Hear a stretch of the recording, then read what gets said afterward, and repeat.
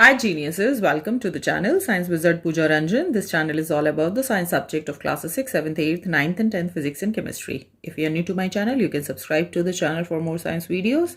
And if you like the explanation, then please press the like button and you can share this video with your friends, family and the classmates. सो आज जो chapter हम discuss करने वाले हैं वो class 8 का chapter 17 है, refraction and dispersion of light. तो इस चैप्टर को मैं ऑलरेडी एक्सप्लेन कर चुकी हूँ लिविंग साइंस बुक से। सो अगर आपको इस चैप्टर का एक्सप्लेनेशन देखना है सो मैं उसके प्लेलिस्ट का लिंक आपको डिस्क्रिप्शन बॉक्स में दे दूंगी, आप जाके उसको चेक कर सकते हैं। आज हम डिस्कस करने वाले हैं the exercise question and answers of this chapter. Question A है, choose the most appropriate answer. So if medium A is optically denser than medium B, then the speed of light is. So दो mediums हैं ए और B, जिसमें से medium ए जो है वो optically denser है। ऑप्टिकली डेंसर होने का मतलब कोई भी चीज अगर डेंसर होता है ना तो उसमें नंबर ऑफ पार्टिकल्स ज्यादा होते हैं, ठीक है। और जो बी है वो लेस डेंसर है तो उसमें नंबर ऑफ पार्टिकल्स कम होंगे, ठीक है। तो जब भी लाइट पास करेगी मीडियम ए के थ्रू ऑप्टिकली डेंसर और मीडियम बी के थ्रू, तो क्या होगा स्पीड ऑफ लाइट पे इफेक्ट। तो प्रीटी ऑब्वियस है कि अगर ऑप्टिकली डेंसर है मतलब बहुत ज़्यादा पार्टिकल्स हैं, तो जब लाइट उसके थ्रू पास करेगी तो बहुत ज़्यादा पार्टिकल से टकराना पड़ेगा उसको, तो अपने आप ही स्पीड कम हो जाएगी, है ना। तो ऑप्टिकली डेंसर में उसकी स्पीड कम होगी और जो मीडियम बी है वो लेस डेंसर है, मतलब नंबर ऑफ पार्टिकल्स बहुत कम हैं तो ईजिली पास कर सकती है, तो स्पीड ऑफ लाइट पे ज़्यादा फर्क नहीं पड़ेगा। सो इसीलिए हम ये कह सकते हैं कि जो स्पीड ऑफ लाइट है वो हायर होगी मीडियम बी में then in the medium A when light travels from an optically denser medium to the rarer medium। so जब लाइट डेंसर मीडियम से रेयर मीडियम में एंटर करती है तो क्या होता है। सो यहाँ पे जो पानी है वो डेंसर है, ये बाहर निकल रही है रेयर मीडियम हवा में, ठीक है। सो हमेशा याद रखना कि जब भी लाइट रेयरर से डेंसर की तरफ आएगी, तो जब रेयरर से डेंसर की तरफ आएगी तो स्पीड कम होगी, स्पीड कम होने के कारण वो नॉर्मल की तरफ खिंचेगी, ठीक है। बट जब डेंसर से रेयरर में जाती है तो स्पीड बढ़ रही है, क्योंकि डेंसर में ज्यादा पार्टिकल्स हैं तो स्पीड कम है। रेयरर में जा रही है जहां पे बहुत कम पार्टिकल्स हैं तो स्पीड अपने आप ही बढ़ जाएगी। तो जब डेंसर से रेयरर में जाती है तो वो मूव करती है away from the normal due to the increase in the speed of the light. तो the answer is it bends away from the normal. The splitting of the white light into its constituent colour is called. So आप सबको पता है कि जो white light होता है that is a mixture of the 7 different colours, जिनको कि हम रेनबो के नाम से भी जानते हैं। रेनबो कैसे बनता है, जो व्हाइट लाइट होती है वो स्प्लिट होती है due to the refraction process, ठीक है। और ये जो प्रोसेस होता है इसको डिस्पर्शन कहते हैं। At what position of the object does a convex lens act as a magnifying glass. So किस पोजिशन पे ऑब्जेक्ट को रखेंगे तो जो कॉन्वेक्स लेंस है वो मैग्नीफाइंग ग्लास, मतलब वो जो इमेज है ऑब्जेक्ट, वो जो ऑब्जेक्ट है उसके साइज को बड़ा करके दिखाता है। सो आप देख सकते हो जब हम ऑब्जेक्ट को एफ और ओ के बीच में रखते हैं तो ऑब्जेक्ट का साइज ये है और जो इमेज बन रही है उसका साइज ये है, तो बहुत ज्यादा मैग्नीफाई कर देना है ना इमेज को। So the answer is between F and O, between F and O. Which of the following is true for the person suffering from myopia. So myopia जो होता है उसको हम शॉर्ट साइटेडनेस भी कहते हैं। शॉर्ट साइटेडनेस मतलब पास का तो दिखता है, दूर का नहीं दिखता उसको। सो हम ये कह सकते हैं कि जो फार पॉइंट होता है उसका फाइनाइट डिस्टेंस पे होता है, नॉट इनफाइनाइट। ओके, मतलब कि जिसकी आंखें ठीक हैं वो इनफाइनाइट डिस्टेंस तक देख सकता है, जितना उसको दिख रहा है, जहां तक नजर जा रही है वहां तक देख सकता है। बट अगर किसी को मायोपिया हो गया है तो मायोपिया के केस में क्या है, उसको दूर का कम दिखता है, तो उसके केस में जो उसका जो फार पॉइंट होता है वो फाइनाइट डिस्टेंस तक ही होता है, मतलब वो कुछ दूरी तक के ऑब्जेक्ट को ही देख सकता है, ज्यादा दूर का देखेगा तो ब्लर हो जाता है उसका image. If a person is suffering from hypermetropia, which object he or she most likely to see blur?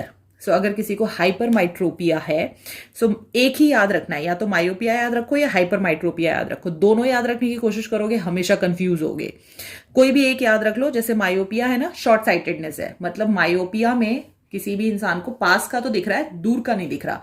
ठीक उसका उल्टा कर देना हाइपरमेट्रोपिया में। सो हाइपरमेट्रोपिया में किसी भी इंसान को पास का कम दिखता है, ब्लर हो जाता है उसका विजन, और दूर का उसको क्लियर दिखता है। सो अगर कोई पर्सन सफर कर रहा है हाइपरमेट्रोपिया से तो उसको कहाँ का ऑब्जेक्ट ब्लर दिखेगा, सो जो कि उसकी आंखों से 25 सेंटीमीटर अवे होगा ऑब्जेक्ट, मतलब पास का जो ऑब्जेक्ट होगा वो उसको ब्लर दिखेगा हमेशा।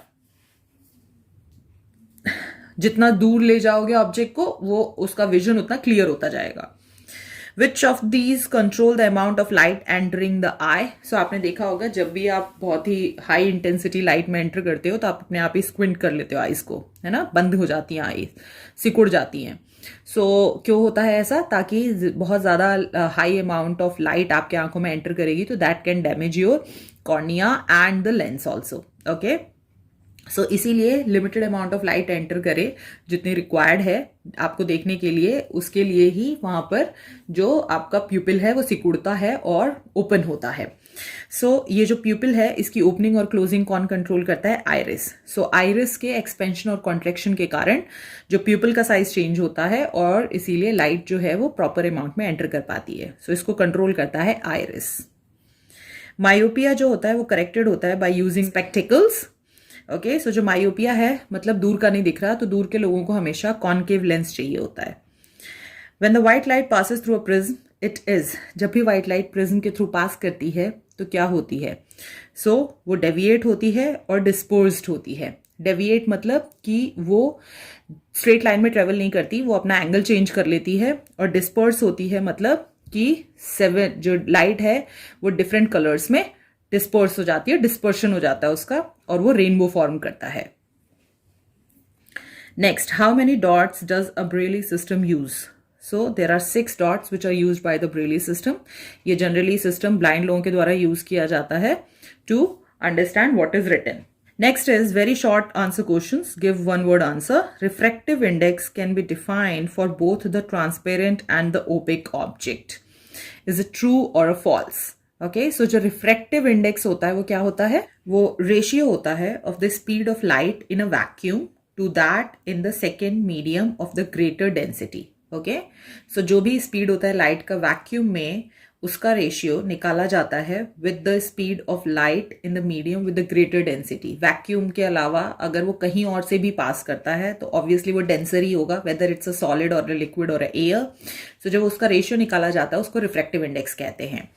रिफ्रैक्टिव इंडेक्स जो है क्या वो डिफाइंड हो सकता है दोनों ट्रांसपेरेंट और ओपेक ऑब्जेक्ट के लिए? ट्रांसपेरेंट के लिए तो हो सकता है क्योंकि जो लाइट है वो ट्रांसपेरेंट कोई भी ऑब्जेक्ट हो, भले वो सॉलिड हो, लिक्विड और गैस हो, उसके थ्रू ट्रांसफर करती है, उसके थ्रू पास कर सकती है। बट ओपेक ऑब्जेक्ट्स जो होते हैं they do not allow the light to pass through them. उनके केस में रिफ्रैक्टिव इंडेक्स आप निकालोगे कैसे? That's why the statement is false. Light bends as it passes from one medium to another. What is this phenomenon called? जो bending होती है light की जब वो एक मीडियम से दूसरे मीडियम में ट्रांसफर करता है due to the change in the speed of the light और refraction. If the light enters from water to air, हमेशा याद रखना डेंसर टू रेयरर। ओके, मतलब वाटर डेंसर है और एयर रेयरर मीडियम है। डेंसर से रेयरर में जाएगी तो स्पीड इंक्रीज होगी, तो हमेशा मूव करेगी away from the normal. A pencil dipped obliquely in water appearance bend at the surface due to the dispersion. Okay, जब पेंसिल को आप पानी में डिप करते हो तो वो सरफेस पे से लगता है कि बेंड हो गई है पेंसिल। क्या वो डिस्पर्शन होता है? डिस्पर्शन में जो लाइट होती है, व्हाइट लाइट ब्रेक डाउन होती है और स्प्लिट होती है इनटू 7 डिफरेंट कलर्स। ओके, वो डिस्पर्शन नहीं होता है एक्चुअली, वहां पे क्या टेक्स प्लेस कर रहा होता है? रिफ्रैक्शन हो रहा होता है, क्योंकि जो लाइट होती है वो वाटर में से निकल के जो रेयरर मीडियम है हवा, उसमें एंटर होती है। और क्योंकि आप वहाँ पे एयर में खड़े हो और वहाँ से आप देख रहे हो जो पेंसिल पानी में है, जो लाइट रेज हैं वो पानी से निकल के एयर में आती हैं और फिर आपकी आंखों में एंटर होती हैं, तो वहाँ पे मीडियम चेंज होने के कारण बेंडिंग होती है लाइट की और उसको रिफ्रैक्शन कहते हैं। और उस बेंडिंग ऑफ लाइट के कारण ही जो पेंसिल है वो बेंड दिखती है। In a prism, the emergent rays are parallel to the incident ray. जो प्रिज्म होता है उसमें इमर्जेंट रे और इंसिडेंट रे पैरेलल होते हैं। ये गलत है क्योंकि इमर्जेंट रे और इंसिडेंट रे पैरेलल तभी हो सकते हैं जब जो रिफ्रैक्टेड सरफेस है दोनों का वो पैरेलल हो। वो हमेशा ग्लास स्लैब के केस में होता है। ग्लास स्लैब में जो दोनों रिफ्रैक्टेड सरफेस होते हैं वो पैरेलल होते हैं, बट प्रिज्म में जो रिफ्रैक्टेड सरफेस होते हैं वो पैरेलल नहीं होते हैं। तो इसीलिए यहाँ पे जो इमर्जेंट और इंसिडेंट रे हैं वो भी पैरेलल नहीं होंगे। The statement is false. A transparent medium bends the light by the same amount irrespective of the color of the light. So नहीं, हमने जो डिस्पर्शन में पढ़ा था ना कि व्हाइट लाइट जो होती है वो स्प्लिट होती है टू द 7 डिफरेंट कलर्स, वो कैसे पॉसिबल हो पाता है जब प्रिज्म के थ्रू पास होता है. प्रिज्म ट्रांसपेरेंट मीडियम है, तो जब लाइट उसके थ्रू पास कर रही है तो वहां पर वो 7 कलर्स कैसे दिख पाते हैं आपको, क्योंकि जो डिफरेंट कलर्स होते हैं रेनबो के उनके डिफरेंट वेवलेंथ होती है, और डिफरेंट वेवलेंथ की जो लाइट्स होती हैं वो डिफरेंट एंगल से बेंड होती हैं, रिफ्रैक्ट होती हैं जब वो किसी भी ट्रांसपेरेंट मीडियम के थ्रू पास करती हैं. So the answer is false. Which of these has a smaller focal length, thicker और द थिनर? तो हमेशा याद रखिएगा, जितना मोटा होगा लेंस फोकल लेंथ उतना कम होगा, जितना पतला होगा लेंस फोकल लेंथ उतना ज्यादा होगा. If an object is situated at a focal point of the convex lens, where is the image formed? So जैसा आप देख सकते हो, जो ऑब्जेक्ट है वो फोकल पॉइंट पर रखा है हमने. तो जब आप फोकल पॉइंट पे रखते हो ऑब्जेक्ट को, तो जो कॉन्वेक्स लेंस के द्वारा है वो जो इमेज फॉर्म होती है, क्योंकि यहाँ पे आप देख सकते हो जो लाइट रेज पास कर रही हैं इस ऑब्जेक्ट के थ्रू, जब वो पास होती हैं थ्रू द कॉन्वेक्स लेंस, सो वो पैरेलल हो जाती हैं, और पैरेलल लाइट रेज जो हैं वो इन्फिनिटी पे ही जाके मीट करेंगी. नेक्स्ट, डाइवर्जिंग लेंस फॉर्म करता है real image of the object placed beyond F and a virtual image of an object placed between O and F. Is it true और false?